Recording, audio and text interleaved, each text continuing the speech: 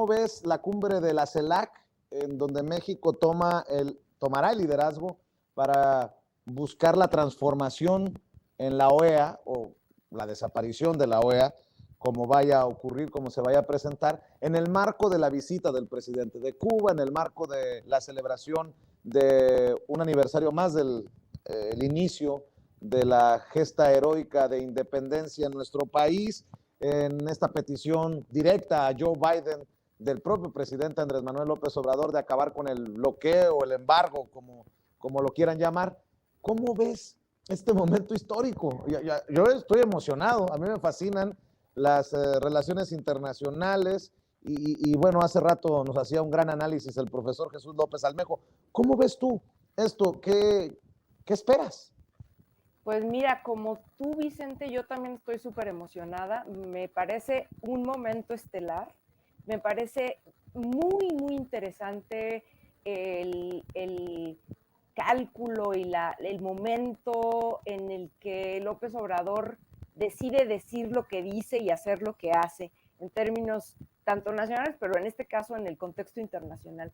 Mira, a mí me gusta mucho porque todo lo que él hace siempre tiene una lectura más amplia, ¿no? No es casual que haya invitado al presidente de Cuba a esta conmemoración de nuestra independencia, porque además hay que leerlo, ¿no? Hay que revisar o volver a escuchar el discurso que se aventó el presidente el día, bueno, previo al desfile, el 16, ¿no?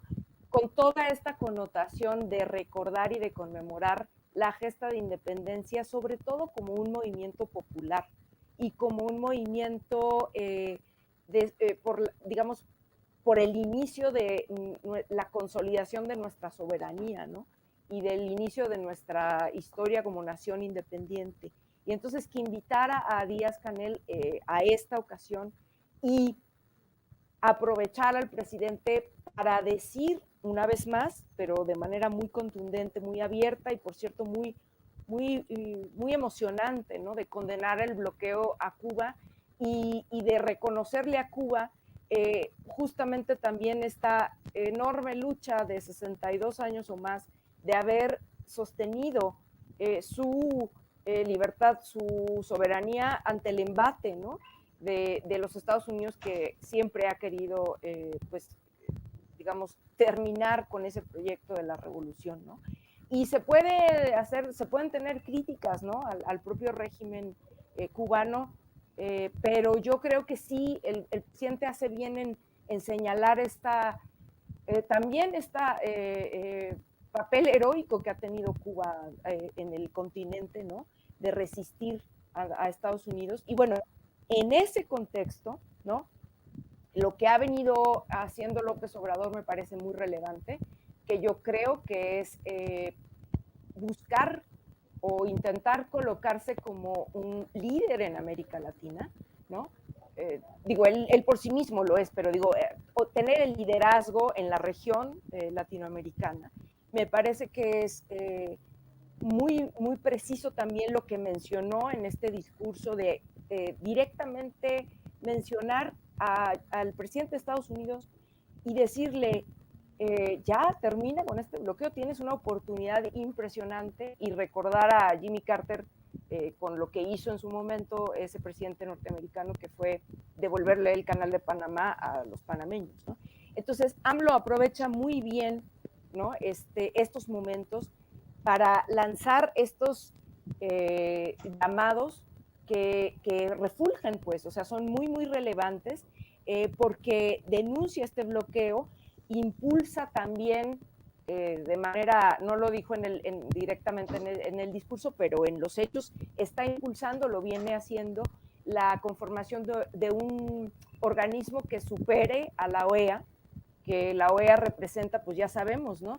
Todo el injerencismo, ¿no? Y toda la parcialidad y todo, digamos, todo lo negativo que ha sido en América Latina, digamos, la forma en la que Estados Unidos interviene, ¿no? Entonces me parece que es muy interesante lo que estamos viendo. Vamos a ver qué pasa en la cumbre este fin de semana. no está fácil, es una coyuntura no facilita, pues hay cosas complicadas. La región está atravesando por problemas importantes, ¿no? O sea, tenemos la pandemia, tenemos un problema fuertísimo de migración, por lo menos en la parte que corresponde a Centroamérica y el Caribe especialmente, ¿no? Y que, bueno, a nosotros nos coloca también en una posición complicada, ¿no?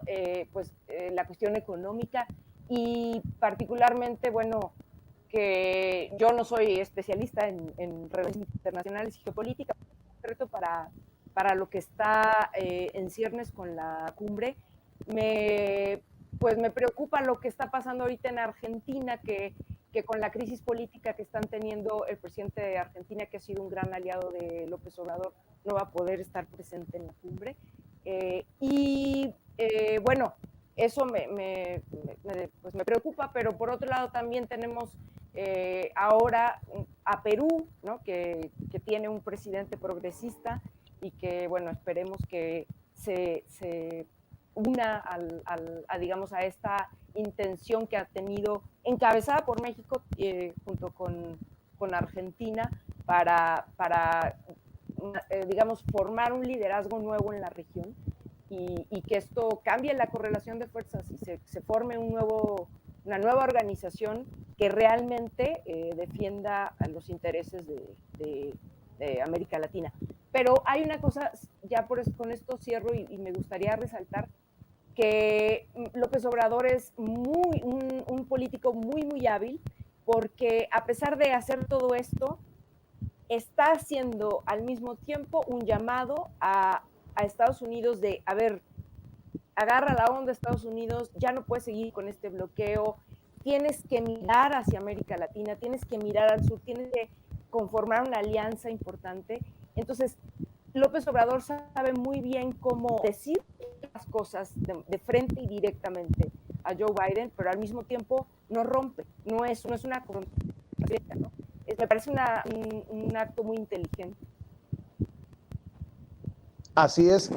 Camila, para aquellos que dicen que las cosas no han cambiado en México, pues tendrían que revisar este momento histórico, ¿no? Como se lo planteaba también a Elisa. Total.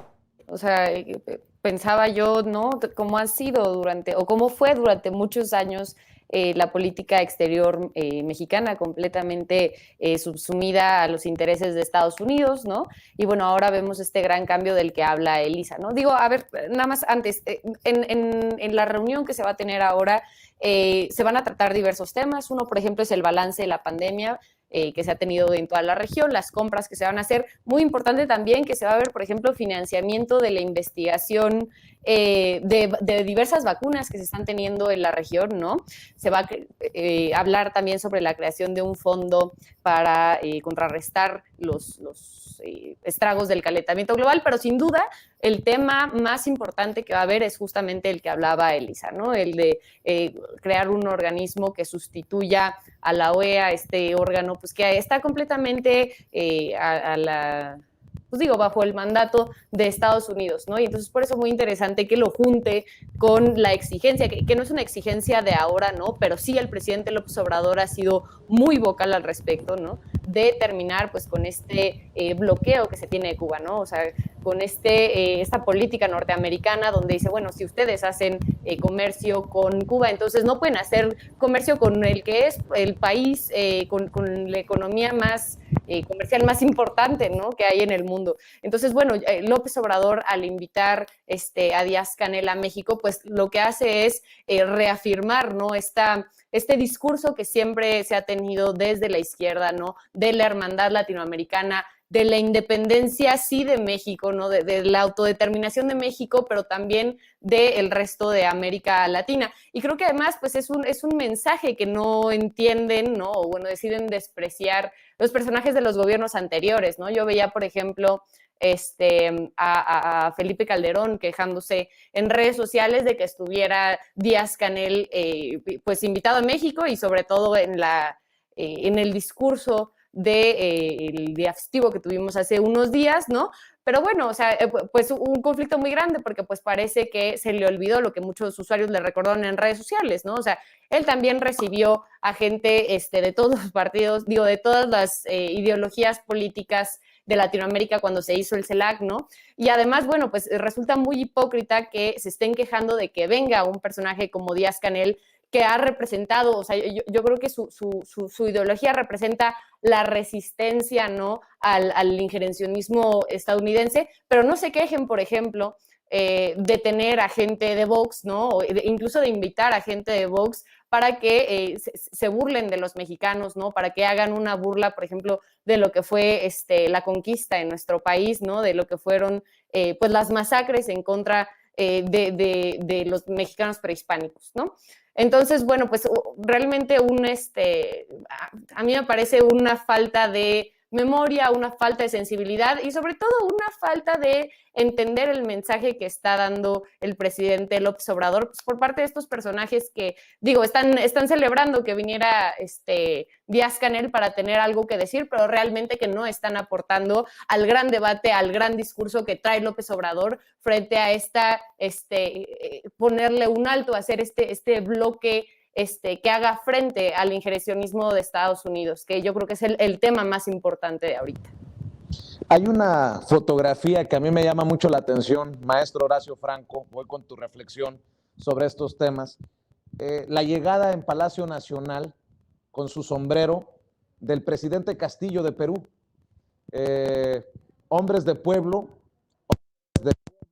de abajo, que se juntan para una cumbre tan importante como es la de mañana de la CELAC. A mí me emocionó mucho esta fotografía, no sé si la tenga por ahí César, pero durante tu reflexión seguramente la tendremos, donde se saludan los presidentes de Perú y de México, Andrés Manuel López Obrador, el presidente Castillo de Perú.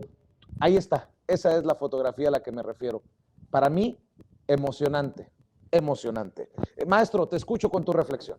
Es muy emocionante que en Latinoamérica la izquierda esté ganando terreno y que la derecha esté también muy enojada y esté hablando de lo que se habla tanto, de lo que el mismo Jesús López Armejo habló hace un ratito en tu programa, que concuerdo totalmente con él, ¿no? Que lo que Lisa dijo también, ¿no? Y lo que Camila estuvo diciendo. Sintetizando esta cuestión del mundo polarizado de la izquierda y la derecha. A ver, vamos ahí a ser muy analíticos en lo que históricamente hablando significa el socialismo o el comunismo, tan temido, tan denostado, en realidad, sí, tan despreciado por la derecha, cuando la derecha cristiana, la derecha católica, a quienes adoran, por principio de cuentas, es a un señor que se llama Jesucristo, el cual era un comunista, el cual era un socialista, ¿no? El cual quería igualdad para todos los seres humanos, el cual, o sea, no entiendo esa hipocresía, no entiendo esa incongruencia de los cristianos de adorar a un ser que finalmente pues lo que hizo fue propagar la igualdad en el género humano, no como tantos otros ha habido. Marx y Engels en sus libros obviamente ahí pues ponen de manifiesto que gracias a los franceses, a fin de cuentas a la Revolución Francesa, que si no hubiera sido por la Revolución Francesa esto no hubiera estallado, dijéramos, el mundo no hubiera evolucionado así, ¿no? Pero pues los primeros comunistas estaban en Francia, ¿no? Los primeros socialistas, pues luego evidentemente viene el capitalismo, ¿no? Ya como una doctrina económica, como una doctrina filosófica también, ¿no? Donde finalmente se hacen los dos bloques, ¿no? El bloque comunista, el bloque capitalista, y donde nos damos cuenta hoy por hoy que con más de un siglo del advenimiento de estos sistemas, ninguno de los dos funciona finalmente. ¿Por qué? No es porque los dos, no es porque haya uno mejor que otro, es que lo que no funciona finalmente no son los sistemas, es el ser humano como regulador de cualquiera de los dos sistemas, porque cualquiera de los dos sistemas, si fueran, si fueran en teoría que son eficientes para poder repartir la riqueza de una manera igual, hubieran funcionado, pues no hubiera pasado todo lo que pasó.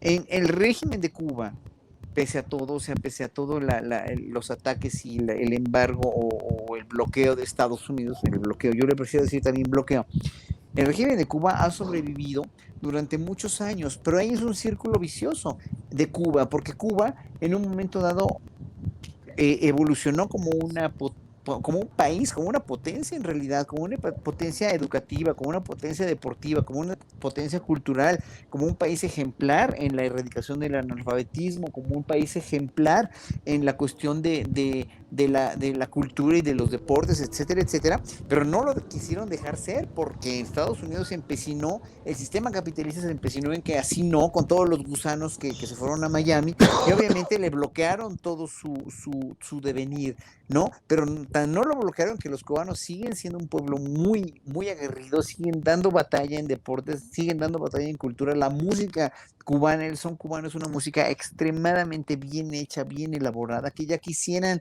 muchas de las músicas basuras chatarrizadas por Televisa en México llegarle a los talones a una canción de Silvio Rodríguez o de Pablo Milanés, y te lo digo con toda la sabiduría musical de 40 y tantos años, ya casi 50 años de ser músico. Entonces, obviamente, ahí hay un círculo vicioso, un régimen como el régimen castrista, con todo el arsenal finalmente que tenían para su pueblo, pues fracasó o podríamos decir se convirtió en un círculo vicioso para el pueblo, pero el pueblo pues no tiene la culpa, y ahí está el López Obrador, el gran estadista, donde no defiende a un gobierno y muy sabiamente lo dijo: yo defiendo al pueblo cubano, o sea, todos los gobernantes debemos defender a los pueblos, obviamente.